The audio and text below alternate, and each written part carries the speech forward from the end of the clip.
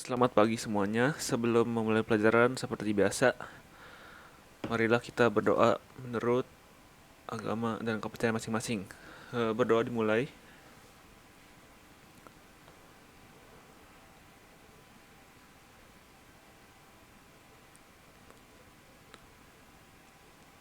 Oke, berdoa selesai. Sebelum mulai pelajaran, seperti biasa, kita absen dulu ya.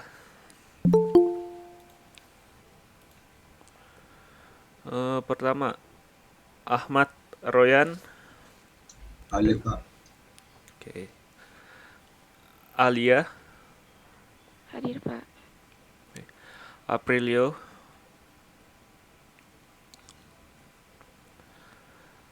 Hadir Pak.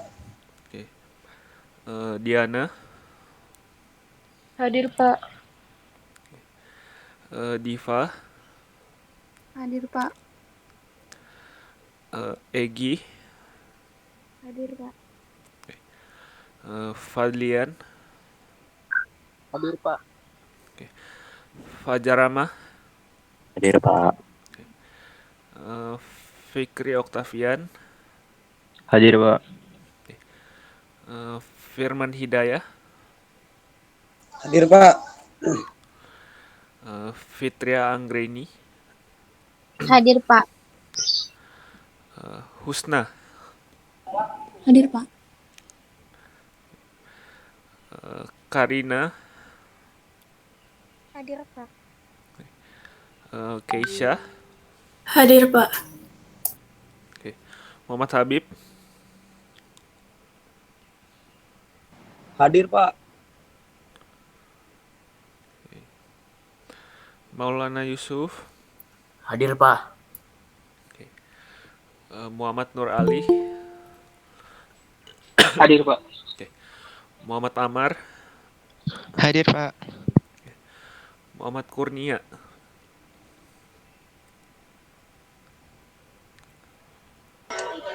Hadir Pak. Muhammad Vito. Hadir Pak. Nadia Rosmayani. Hadir. Naufal Haris. Hadir. Naswa Aurelia. Hadir Pak. Panca. Hadir Pak. Pinkan. Hadir Pak. Rapli. Hadir Pak. Rahma Mira. Hadir Pak. Raihana. Hadir Pak.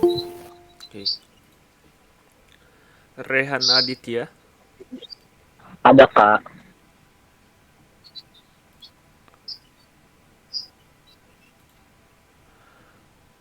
Randy. Hadir Pak.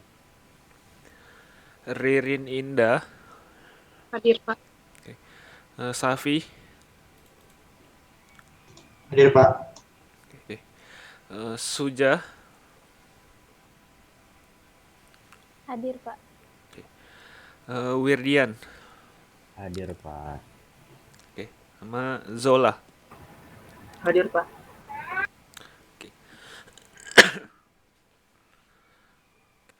Saya share screen terlebih dahulu ya.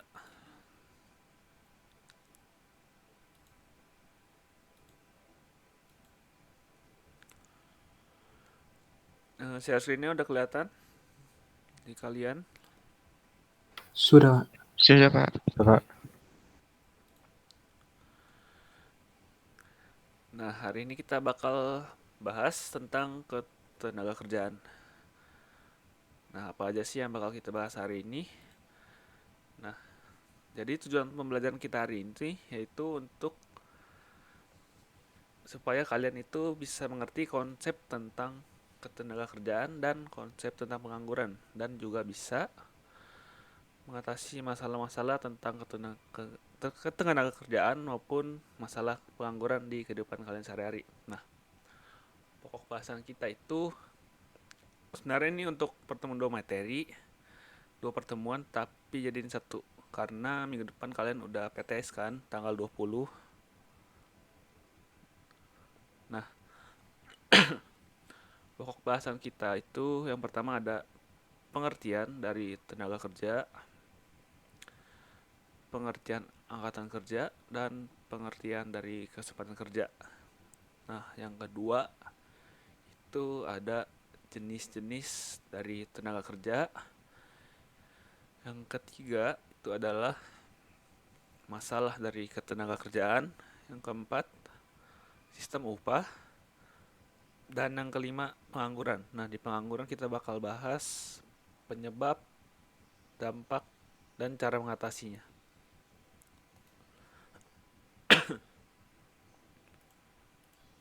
Oke, kita masuk ke pengertian dari tenaga kerja. Nah, tenaga kerja di dalam pasal 1 ayat 2 Undang-Undang Nomor 13 Tahun 2003, tenaga kerja adalah setiap orang yang mampu melakukan pekerjaan guna menghasilkan barang ataupun jasa. Nah, untuk apa? Untuk memenuhi kebutuhannya sendiri maupun kebutuhan masyarakat atau orang lain.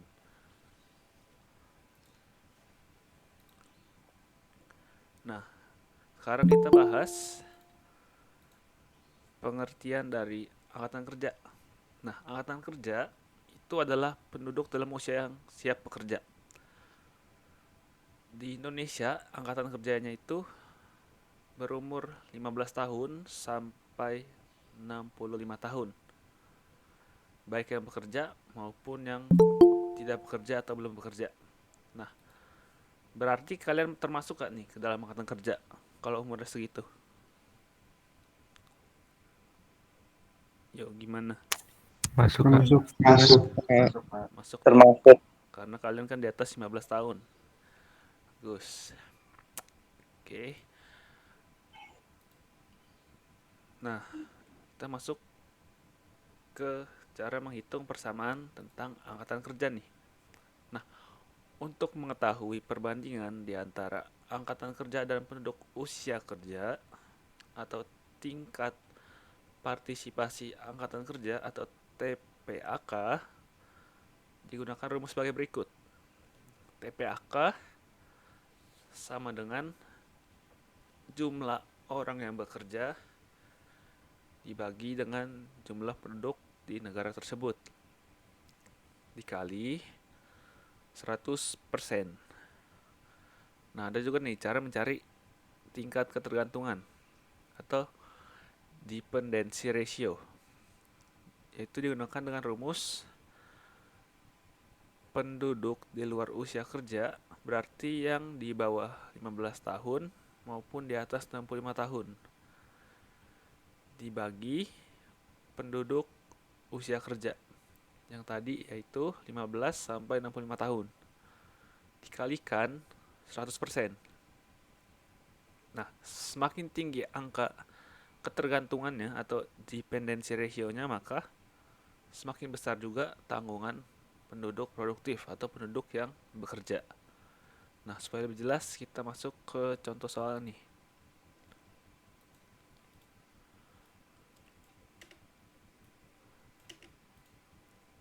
Nah, di soal kan dikasih tahu jumlah penduduknya 200.000. Jumlah penduduk yang bekerja 50.000. Nah, jumlah penduduk usia kerja yaitu yang berumur 15 sampai 65 tahun 80.000. Nah, artinya kita bisa dong mencari TPAK-nya.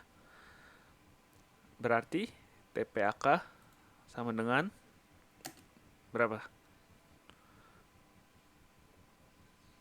Yuk, ada rumusnya di slide-nya.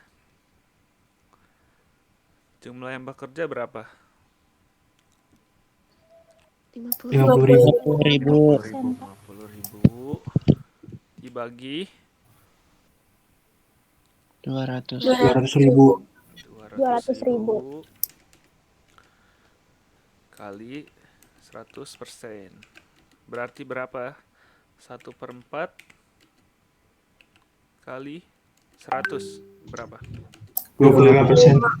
25%. Good. Nah, sekarang kita cari tingkat ketergantungan. Nah, kan tingkat ketergantungan kan penduduk di luar usia kerja. Nah, di sini kan nggak ada nih. Tapi yang ada adalah penduduk usia kerja. Berarti sisanya yang selain 80.000 itu bekerja atau tidak? Termasuk usia kerja atau tidak? Enggak dong, berarti kita bisa cari Enggak. dengan cara penduduk dikurangi penduduk usia kerja.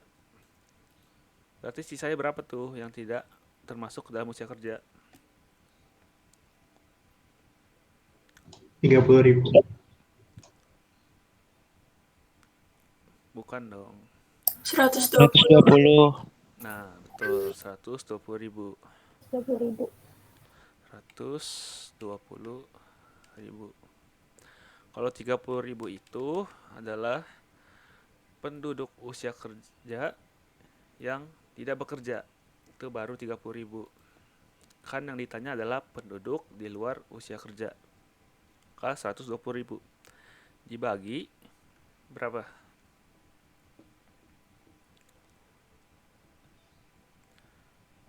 Dibagi 80.000. betul. Kali 100%. Berarti berapa?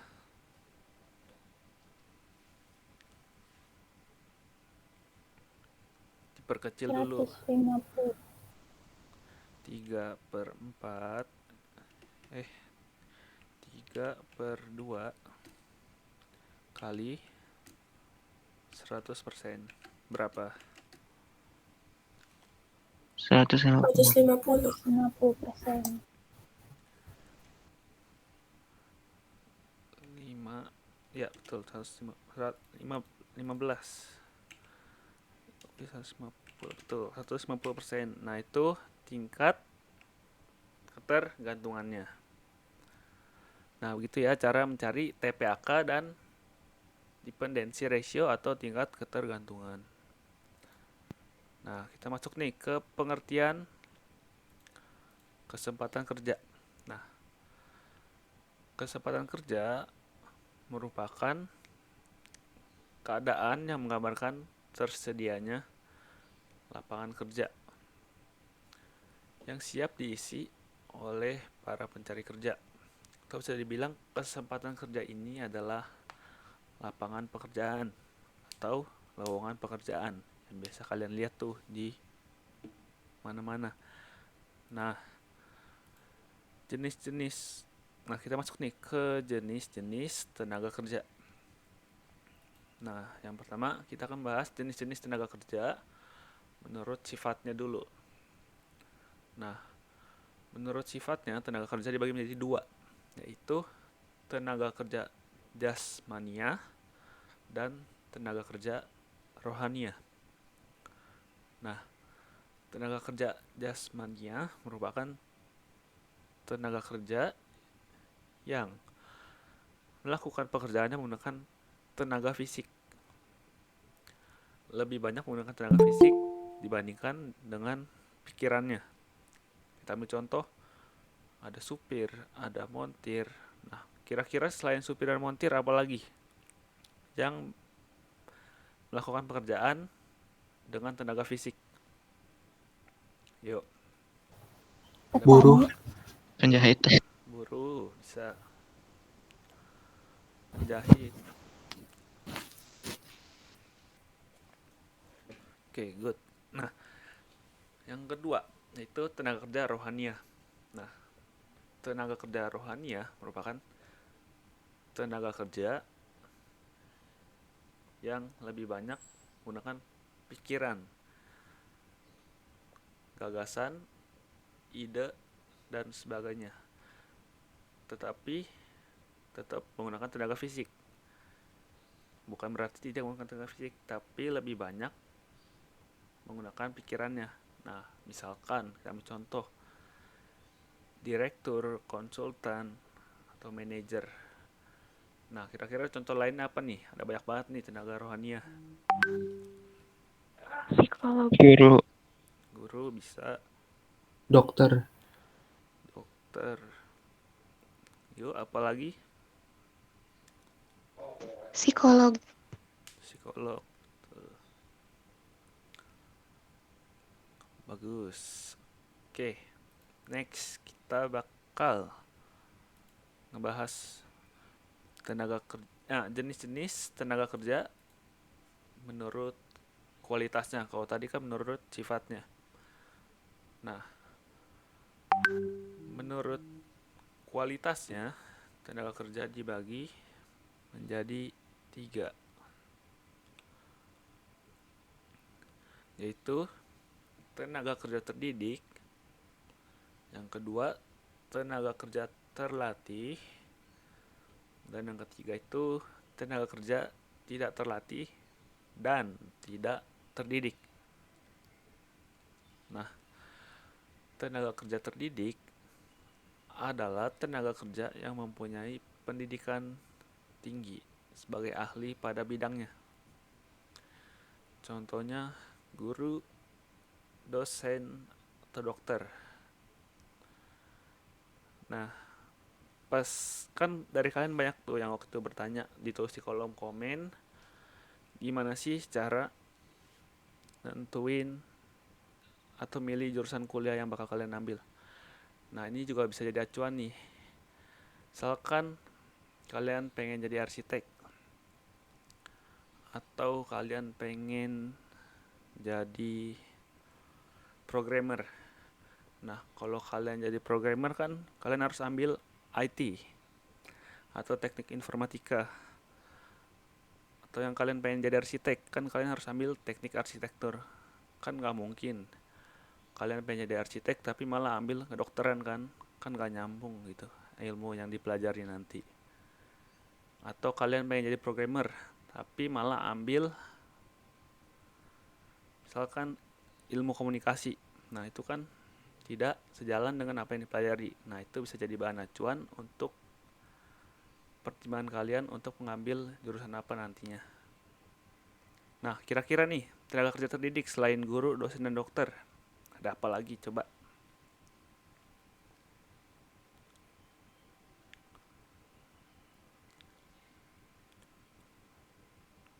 Ayo.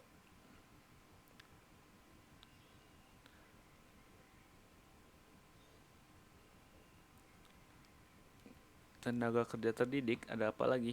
Selain guru, dosen, dokter, Arsitek. arsitek. Selain arsitek, Pengacara, Kak.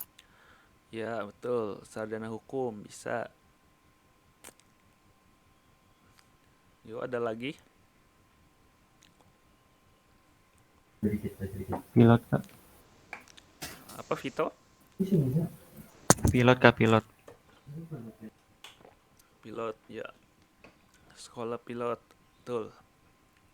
Nah, yang kedua itu tenaga kerja terlatih. Nah, tenaga kerja terlatih yaitu tenaga kerja yang memiliki keahlian dalam bidang tertentu karena pengalaman, tapi tidak melalui jenjang pendidikan. Atau bisa dibilang mereka ahli karena sering melakukan hal tersebut. Nah, contohnya ada montir, ada supir.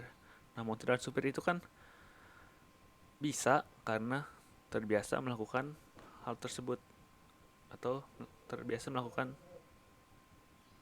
bidang yang ia tekuni. Nah, selain montir dan supir kira-kira ada apa lagi? Pedagang, Pak. Pedagang. Yuk, selain pedagang, Kuli. kuli. Kuli enggak dong. Atlet, Kak. Atlet. Ya, betul. Nah, kita masuk ke jenis yang ketiga. Nah, tenaga kerja yang tidak terlatih dan tidak terdidik. Nah, tenaga kerja ini yaitu tenaga kerja yang tidak memerlukan pendidikan atau pelatihan tertentu untuk melakukan pekerjaan. Nah, contohnya ada tukang sapu, ada buruh atau kuli. Nah, kira-kira selain dua itu ada apa lagi? Coba, ada yang tahu nggak? Tukang parkir. Betul, tukang parkir. Oke, bagus. Oke, kita akan lanjut ke permasalahan ketenaga kerjaan yang ada di Indonesia. Nah, permasalahan yang ada di Indonesia tentang ketenaga kerjaan itu pada umumnya ada 4. Yang pertama itu tingkat pengangguran yang tinggi. Nah, sebenarnya permasalahan ini satu dengan yang lainnya saling berkaitan. Nah, tingkat pengangguran yang tinggi disebabkan oleh salah satunya oleh rendahnya tingkat pendidikan dan keterampilan yang dimiliki oleh sumber daya manusia di Indonesia. Nah, pengangguran juga disebabkan oleh jumlah angkatan kerja yang tinggi. Karena jumlah angkatan kerja yang tinggi, tetapi tidak diimbangi dengan jumlah kesempatan kerja yang tinggi juga, maka banyak orang yang menganggur. Nah, tingkat pengangguran yang tinggi juga disebabkan oleh penyebaran angkatan kerja yang sangat tidak merata. Di Indonesia kan terkenal dengan Pulau Jawa sebagai pusat penduduk dan pusat angkatan kerja. Nah, itu merupakan salah satu penyebab pengangguran yang tinggi yang ada di Indonesia. Karena penduduknya hanya di Pulau Jawa saja tuh. Tapi di luar Jawa masih kurang dimaksimalkan. Oke, kita masuk ke sistem upah. Nah, upah merupakan kompensasi atau balas jasa yang diberikan kepada pekerja karena telah memberikan tenaganya kepada perusahaan. Nah, pemberian upah ini bisa dilakukan dalam harian, mingguan, atau bulanan. Dan banyak juga sistem lainnya. Nah, kita bakal bahas nih ada sistem upah apa aja. Nah, pada umumnya sistem upah itu ada 6. Kita bahas satu-satu ya. Nah, yang pertama itu sistem upah menurut waktu. Ya, cukup banyak juga nih dia yang ada di Indonesia. Nah, sistem upah menurut waktu itu yaitu pemberian upah berdasarkan waktu atau lamanya orang bekerja di pekerjaannya. Kita ambil contoh, barista coffee shop. Nah, barista coffee shop itu biasa yang part time digaji per jam. Kita ambil contoh, misalkan barista Starbucks, misalkan saja ya, per jamnya 10.000. Nah, kalau dia kerja 8 jam berarti gaji dia berapa? Yuk, 1 jam 10.000. Kalau kerja 8 jam berarti 80.000. 80.000. 80.000. oke, betul 80.000. Nah, itu contoh upah menurut waktu atau berdasarkan lamanya seseorang bekerja. Nah, yang kedua itu sistem upah menurut prestasi. Nah, kalau menurut prestasi ini upah yang diberikan yaitu didasarkan pada prestasi atau jumlah barang yang dihasilkan. Berarti semakin banyak barang yang dihasilkan, maka akan semakin banyak pula penghasilannya. Misalkan eh, desain grafis. Nah, seorang ahli desain grafis apabila menghasilkan makin banyak karya atau makin banyak gambar atau sebagainya, karya apapun yang dihasilkan, maka akan semakin banyak pula upah atau penghasilan yang dia dapat. Nah, selain desainer grafis, ada apa lagi? Ayo, yang berdasarkan prestasi atau jumlah barang yang dia dihasilkan. Yuk, kira-kira ada apa lagi? Pengukir, Kak. Pengukir atau pengrajin, betul. Yuk, selain itu, Penjahit. jahit bisa. Yuk, Fotografer. Pelukis, Kak. fotografer, pelukis bisa banget. Oke, good. Nah, yang ketiga, ini ada sistem upah partisipasi. Nah, kalau sistem upah partisipasi ini yaitu pemberian upah khusus berupa sebagian keuntungan perusahaan biasanya pada akhir tahun buku. Nah, upah ini merupakan bonus atau hadiah. Nah, biasa sistem bonus atau tip ini, misalkan pada umumnya seseorang itu bekerja pada jam 8 atau 9 sampai jam 4. Nah, misalkan atasannya meminta dia untuk bekerja sampai jam 10 malam. Nah, berarti kan dia bekerja lebih selama 6 jam karena pekerjaannya belum habis. Nah, biasanya itu orang itu akan diberikan tip atau bonus sebagai bentuk imbal balas jasa karena dia telah bekerja pada jam yang tidak seharusnya. Nah, itu termasuk sistem upah partisipasi. Nah, masih ada 3 lagi nih. Yang keempat yaitu sistem upah bagi hasil. Nah, sistem upah bagi hasil ini yaitu pemberian upah dengan memberikan bagian tertentu kepada pekerja dari hasil atau keuntungan yang diperoleh. Misalkan kita ambil contoh, pemilik tanah sawah dengan para petani yang bekerja di sawah tersebut. Misalkan petani menanam padi. Nah, dia mendapatkan hasil 200 kg. Nah, si pemilik tanah sebagai pemilik modal, dia meminta pembagian hasil sebesar 50/50. Berarti kan setengah-setengah. Berarti dari 200 kilo itu maka akan dibagi setengah-setengah. Si petani yang menanam mendapat 100 kilo.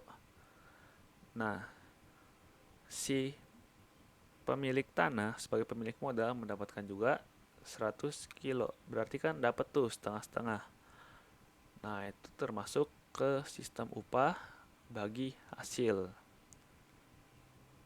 Nah, kira-kira selain petani dan pemilik tanah, ada contoh apa lagi yang kalian tahu?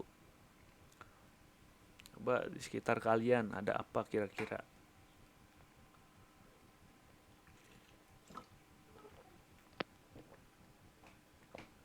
Yuk, ada yang mau kasih contoh atau ada yang tahu? Franchise. Franchise, betul. Franchise bisa banget.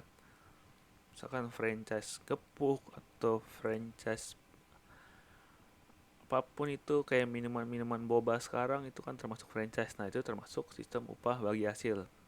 Yuk, selain franchise ada apa lagi?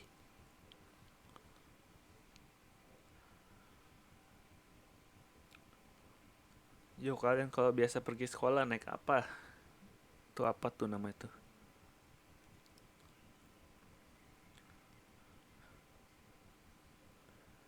Transportasi online.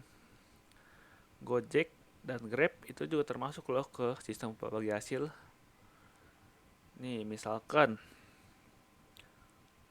kalian dari rumah ke sekolah naik Grab nih atau naik Gojek. Misalkan kan kalian bayar 10.000. Nah, 10.000 kan itu kalian kasih ke abang ojeknya dong.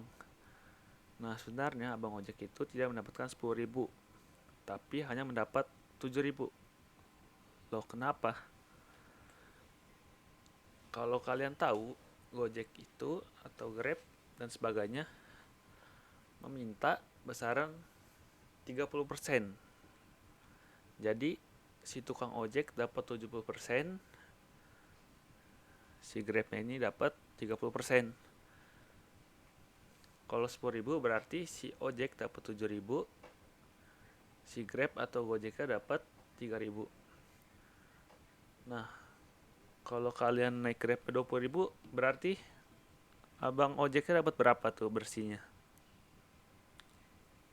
Yuk, 70%. 14.000. 14.000. Tuh. Nah, itu sistem upah bagi hasil. Nah, kita masuk nih ke sistem upah indeks biaya hidup.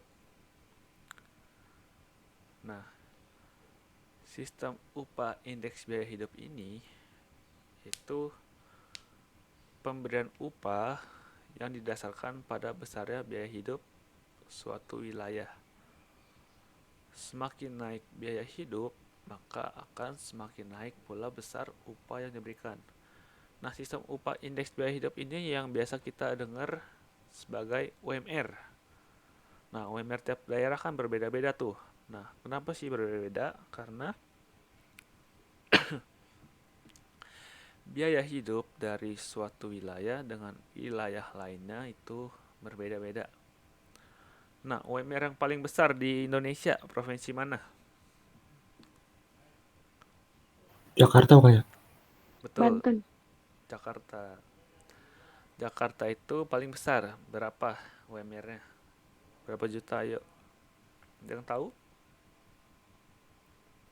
5 juta bukan? Belum sampai 5 juta. UMR di Jakarta itu 4,4 juta. Nah, kalau yang paling kecil di mana tuh? Ya, ada yang tahu nggak? UMR paling kecil. Di mana, Suja? Jogja. Papua. Bukan. Paling kecil itu di Yogyakarta. Nah, Yogyakarta itu cuma sebesar 1.400.000-an per bulan ya, bukan per tahun. Nah, itu sistem upah indeks biaya hidup. Oke, kita masuk ke yang terakhir nih.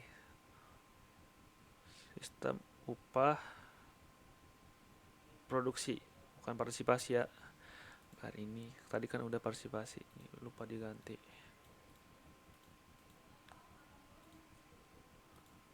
Sistem upah produksi.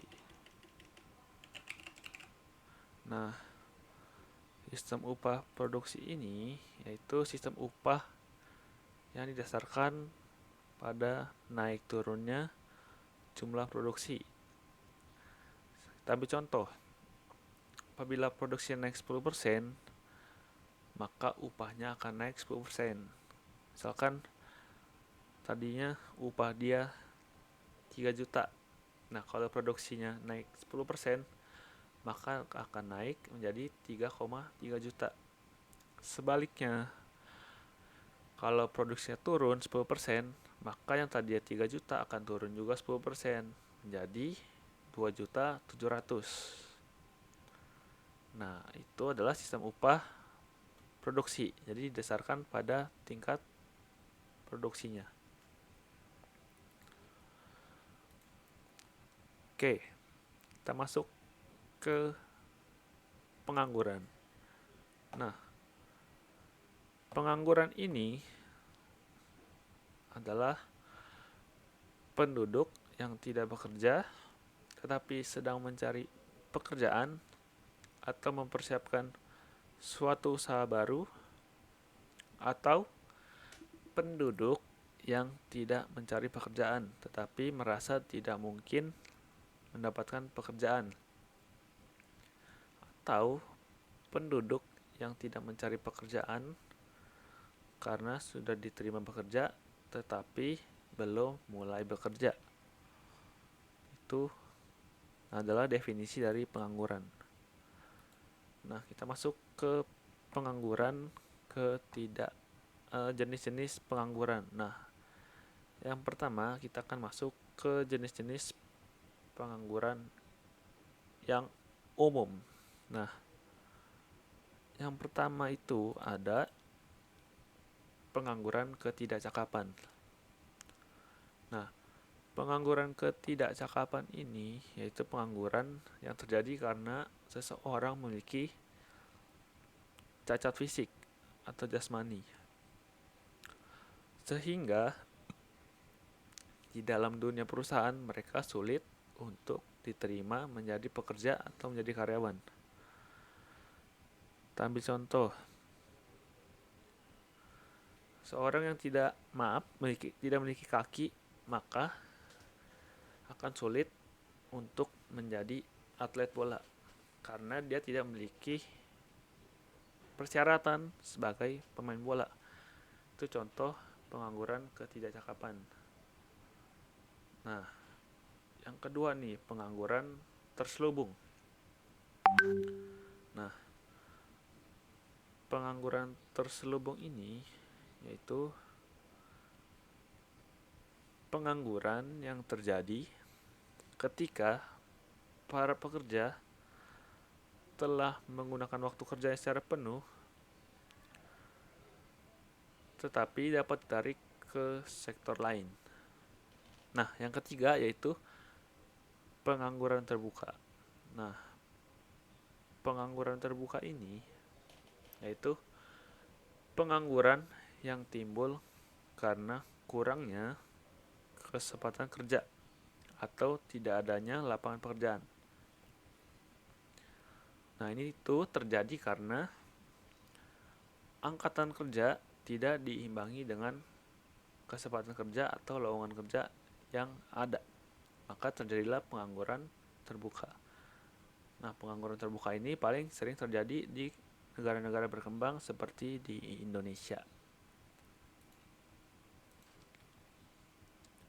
Nah, sekarang kita masuk ke jenis pengangguran tetapi menurut sebabnya.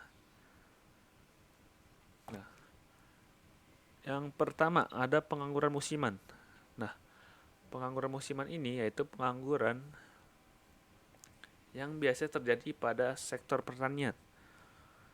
Nah, petani itu kan biasanya hanya bekerja pada musim tanam. Nah, kalau saat udah ditanam, dia kan udah nggak ngapa-ngapain lagi tuh. Nah, biasanya kan menganggur. Nah, itu termasuk pengangguran musiman, yaitu hanya bekerja pada waktu-waktu tertentu saja. Nah, yang kedua itu kita ada pengangguran friksional atau peralihan. Nah, pengangguran friksional ini adalah pengangguran yang terjadi karena adanya penawaran kerja yang lebih banyak daripada permintaan tenaga kerja. Nah, penawaran berarti kan ada orang yang ingin atau siap untuk bekerja atau pihak yang sedang mencari kerja. Nah, sedangkan permintaan tenaga kerja itu berasal dari perusahaan atau orang yang membutuhkan tenaga kerja. Nah, pengangguran friksional itu terjadi apabila orang yang mau kerja lebih banyak nih daripada daripada perusahaan yang mencari pekerja. Nah, yang ketiga itu pengangguran karena upah terlalu tinggi. Nah, pengangguran karena upah yang terlalu tinggi ini terjadi karena para pekerja atau pencari kerja menginginkan adanya upah atau gaji yang terlalu tinggi. Nah, biasanya ini banyak perusahaan yang tidak ingin menaikkan gaji para pekerja terlebih dahulu. Nah, makanya ini juga yang menyebabkan terjadinya jarangnya atau berkurangnya tingkat kesempatan kerja atau lowongan pekerjaan. Nah, yang keempat yaitu pengangguran struktural. Nah, pengangguran struktural ini yaitu pengangguran yang terjadi karena adanya perubahan struktur kehidupan di masyarakat. Tapi contoh, misalkan suatu negara yang dulunya negara agraris tiba-tiba nih berubah menjadi negara industri. Nah, yang tadinya bisanya agraris akan kaget tuh tiba-tiba menggunakan mesin atau mulai masuk ke dunia industri. Nah, maka akan terjadi kurangnya tenaga kerja yang berkompeten di bidangnya. Nah, itu termasuk ke pengangguran struktural atau terjadinya perubahan struktur ekonomi di suatu negara.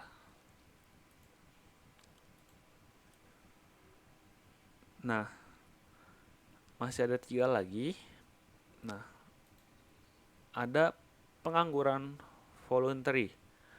Nah, pengangguran voluntary ini yaitu pengangguran yang terjadi karena seseorang yang sebenarnya masih mampu bekerja, tetapi dia secara sukarela atau dari keinginannya sendiri tidak mau bekerja dengan alasan sudah mempunyai kekayaan yang cukup. Kita ambil contoh nih, misalkan Budi. Nah, si Budi ini masih umur 35 tahun. Tapi karena dia sudah memiliki passive income atau tidak usah bekerja lagi tetapi dia akan mendapatkan uang, dia sudah tidak ingin bekerja lagi karena sudah merasa cukup untuk memenuhi kehidupannya bertahun-tahun kemudian. Padahal dia masih termasuk ke dalam umur angkatan kerja. Nah, itu termasuk ke pengangguran voluntary. Nah, next ada pengangguran teknologi. Nah, pengangguran teknologi ini yaitu pengangguran karena adanya pergantian tenaga kerja dari manusia dengan tenaga mesin. Kita ambil contoh. Dulu di saat kamu pengen masuk Transjakarta, kan dulu ada yang jaga. Nah, kalau sekarang kan sudah digantikan oleh mesin otomatis. Nah, kira-kira pengangguran teknologi, contohnya ada apa lagi? Yuk, ada yang tahu? Yang tenaga manusia diganti dengan mesin. Yuk, ada apa lagi? Pekerja pabrik bisa nggak, Kak? Pekerja pabrik digantikan oleh? Mesin. Ya, betul, mesin otomatis. Yuk, selain itu ada apa lagi?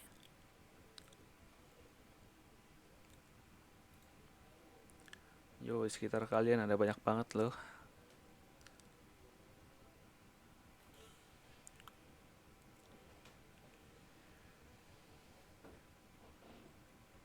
Yuk, ada yang tahu? Yo, kira-kira ada apa lagi?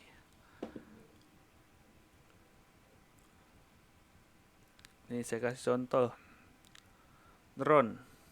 Nah, drone itu kan menggantikan pekerjaan pilot helikopter dan fotografer. Dulu kan saat orang ingin mengambil foto dari ketinggian, kan membutuhkan helikopter dan seorang fotografer. Nah, dengan adanya drone ini, maka akan menggantikan fungsi dari pilot helikopter dan fotografer. Nah, itu termasuk ke pengangguran teknologi. Nah, Contoh lainnya ada apa lagi? Ayo coba. Kira-kira yang ada di sekitar kalian. Masih banyak.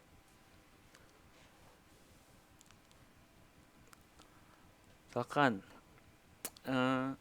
jalan tol. Saat dulu kalian ingin masuk jalan tol kan ada yang jaga. Kalau sekarang sudah digantikan oleh mesin juga. Nah, itu termasuk ke pengangguran teknologi.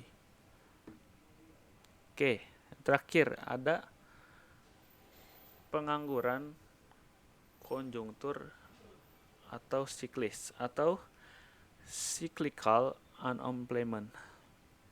Nah, pengangguran konjunktur atau siklis ini yaitu pengangguran yang berkaitan dengan turunnya kegiatan perekonomian di suatu negara, seperti yang terjadinya pada banyak negara saat ini karena adanya pandemi COVID-19. Nah, pada masa resesi, tingkat pengangguran akan semakin meningkat, yaitu disebabkan oleh dua faktor. Yang pertama itu faktor jumlah orang yang kehilangan pekerjaan terus meningkat. Faktor yang kedua itu dibutuhkan waktu yang lebih lama untuk mendapatkan pekerjaan kembali. Nah, di masa resesi ini kan banyak terjadi penutupan perusahaan karena keadaan ekonomi yang tidak kunjung membaik seperti di masa pandemi COVID ini. Nah, itu termasuk ke pengangguran konjunktur atau siklis, yaitu terjadi karena adanya penurunan perekonomian pada suatu negara. Oke, next. Kita masuk ke penyebab terjadinya pengangguran. Nah, penyebab terjadinya pengangguran ini sangat banyak. Yang kita akan bahas itu ada 13. Yang pertama, ada tekanan demografis. Itu adanya angkatan kerja yang sangat besar, tetapi tidak diimbangi dengan jumlah kesempatan kerja yang berimbang. Maka terjadinya pengangguran karena banyak orang yang tidak mendapatkan pekerjaan. Nah, yang kedua itu pertumbuhan ekonomi lebih kecil dibandingkan dengan pertumbuhan angkatan kerja. Berarti angkatan kerjanya lebih banyak dibandingkan tingkat pertumbuhan ekonominya. Nah, penyebab yang ketiga yaitu lapangan kerja lebih kecil daripada pencari kerja. Yang keempat, kompetensi pencari kerja tidak sesuai dengan pasar kerja. Atau bisa dibilang kualitas sumber daya manusianya masih belum memenuhi kebutuhan para perusahaan. Nah, yang kelima, terjadinya PHK. Yang keenam, yaitu kurang efektifnya informasi pasar kerja. Nah, masih ada lagi yang ketujuh. Nah, yang ketujuh ini berbagai regulasi dan perilaku birokrasi. Atau bisa dibilang ini adalah kebijakan pemerintah yang kurang kondusif atau kurang menguntungkan bagi para pengusaha. Nah, yang ke-8 yaitu sulitnya masuknya modal asing. Nah, sulitnya masuknya modal asing ini terjadi karena kurang kondusifnya atau birokrasi yang masih kurang baik di suatu negara atau pemerintahannya masih kurang baik. Nah, yang ke-9 itu iklim investasi yang belum kondusif. Yang ke-10 itu tekanan kenaikan upah yang masih lesu atau tingkat UMR nih masih belum merata di berbagai wilayah. Yang ke-11 kemiskinan. Yang ke-12 ketimpangan pendapatan. Yang ke-13 urbanisasi atau perpindahan. Urbanisasi berarti perpindahan dari Desa ke kota. betul, dari desa ke kota. Itu urbanisasi. Nah, karena banyak orang dari desa ke kota tapi tidak memiliki skill, maka ujung-ujungnya dia menjadi pengangguran. Karena biasanya di kota itu lapangan pekerjaannya membutuhkan keahlian-keahlian tertentu. Maka urbanisasi ini sangat menyebabkan terjadinya peningkatan pengangguran. Nah, yang keempat itu stabilitas politik yang tidak stabil atau birokrasi yang tadi kita sudah bahas.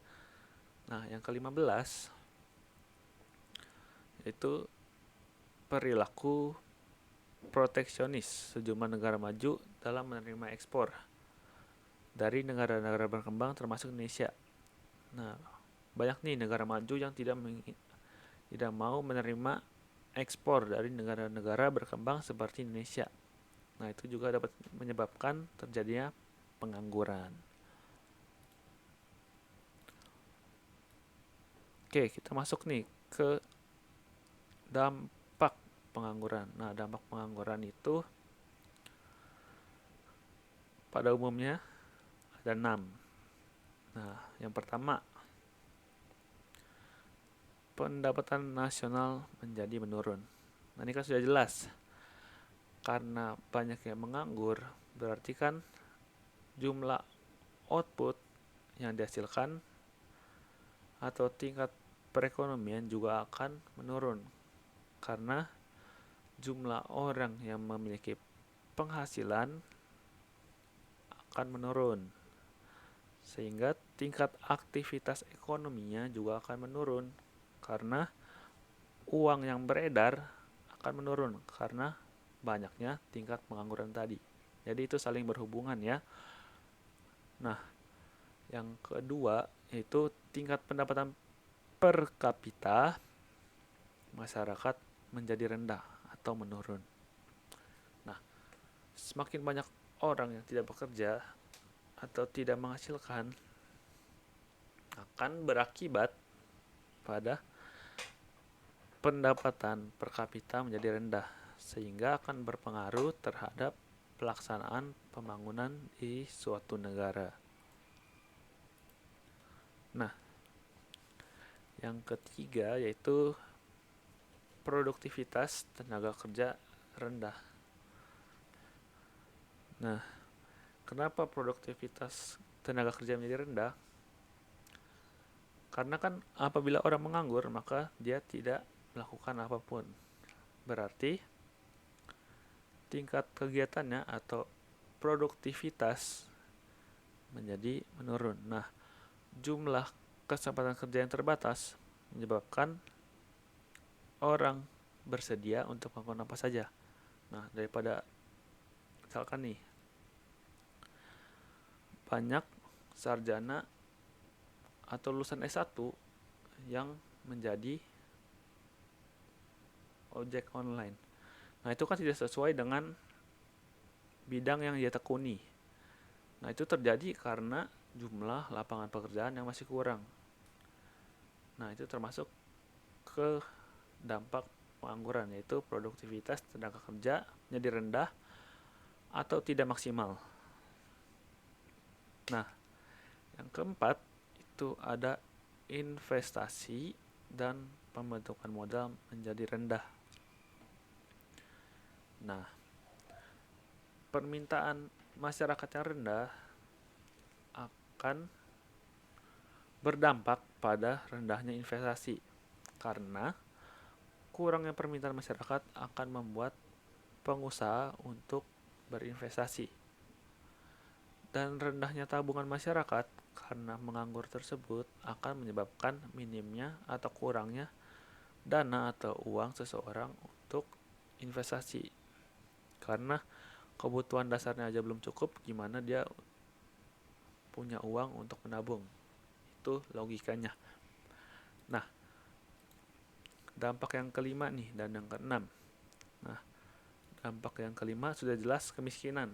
Apabila seseorang tidak memiliki pendapatan atau menganggur atau tidak memiliki pekerjaan, maka dia tidak akan mampu untuk memenuhi kebutuhannya.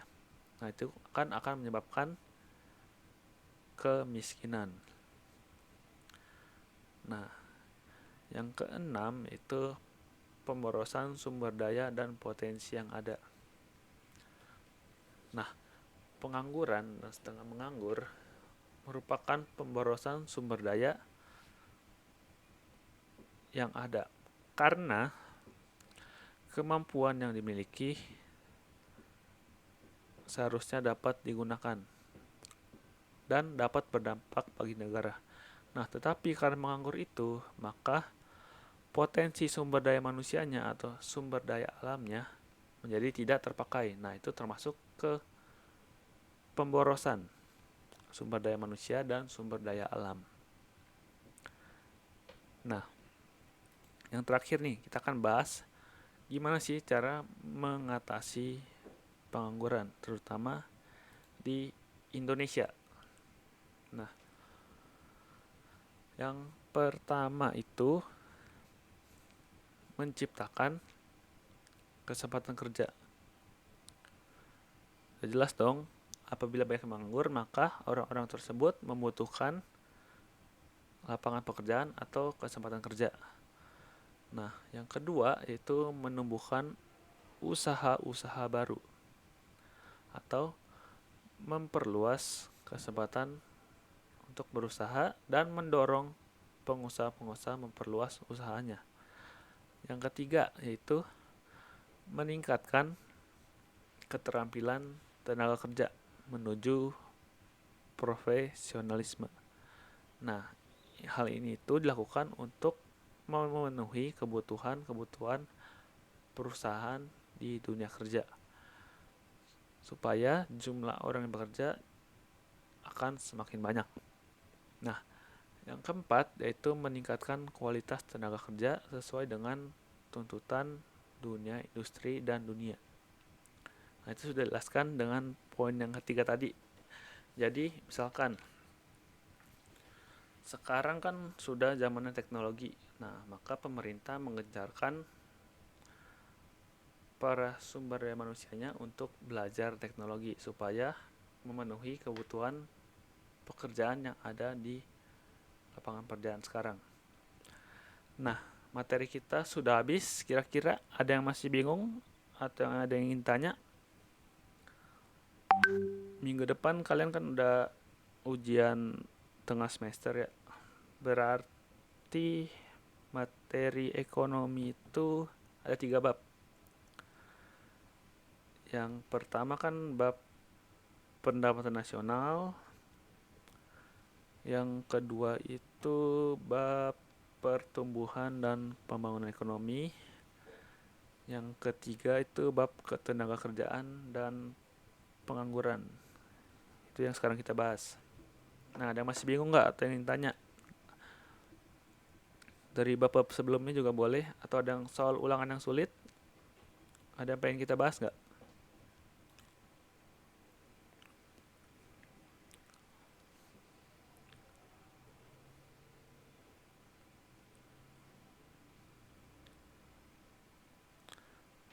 Nggak ada ya berarti ya.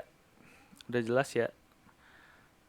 Nah, pas ulangan harian kedua kemarin kan kalian ngerjainnya cuma 1 jam tuh. Nah, banyak banget tuh yang bilang waktunya kurang.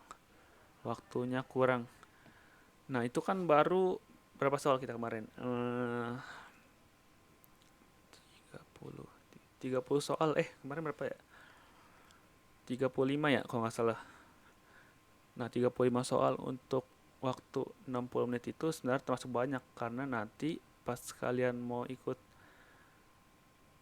ujian tulis untuk masuk perguruan tinggi itu soalnya itu 75, waktunya 60 menit. Nah, berarti kalian harus biasain tuh untuk ngerjain soal dengan waktu yang cepat. Jadi harus dibiasain dari sekarang. Itu kan kemarin 60 soal 60 menit baru 35 soal. Nah, nanti pas kalian SBMPTN atau UTBK ya sekarang namanya. Nah, itu bakal ngerjain 75 soal dalam waktu 65 menit. Jadi harus dibiasain ya. Itu salah satu tips tuh. Harus biasain kerjain soal dalam waktu yang cepat. Apalagi nanti soalnya bakal lebih susah tuh. Oke. Sebelum kita tutup, ada yang pengen nanya lagi? Selain pelajaran, boleh banget. Atau sudah jelas?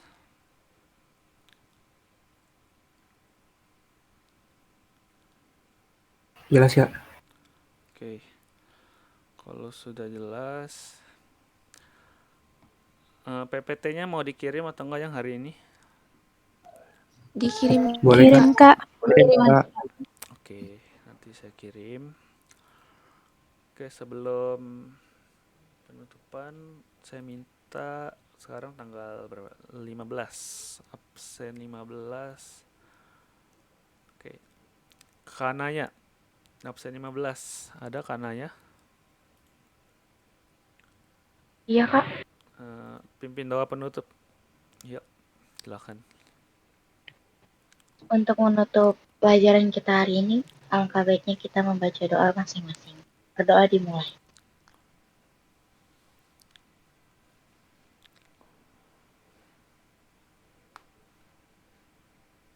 Berdoa selesai. Oke, sekian pembelajaran kita hari ini. Jangan lupa untuk minggu depan kita udah PTS, jadi siapkan tuh belajar dari bab 1 sampai bab 3.